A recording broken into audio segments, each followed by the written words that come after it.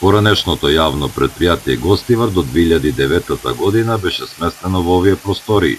По промена на локалната власт, во предпријатието беше отворена стечајна постапка. Вчера, кога избил огнот, објектот бил празен. Вчера на ова место околу 14 часот изби пожар и покрај брзата интервенција на противпожарните служби, сепак материјалната штета е голема. До 2009 година овие простории го користеше јавното предпријатие Гостивар, за кое се води стечајна постапка од 2011-та. Од бараката на некогашното јавно предпријатие денес само остатоци. Стечајниот управник Драган Филиповски вели дека ова е второ обид да се запали објектот. Пред известен период имаше обид за палење на истиот објект. Полиција изврши увид и констатирано дека имал обид за палење.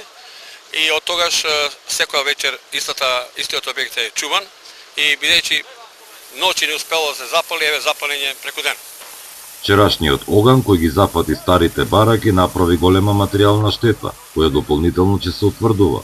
Со брза интервенција на противпожарните екипи спречен е огнот да се прошири. Кога стигнаме на самото место на пожарот, затекнавме запален кров од барака, доста стара барака, кров од салонитки кои експлодираа, салонитките прават експлозии и парчиња летаат. Од сите страни настапивме со линии со вода и за кратко време пожарот беше локализиран.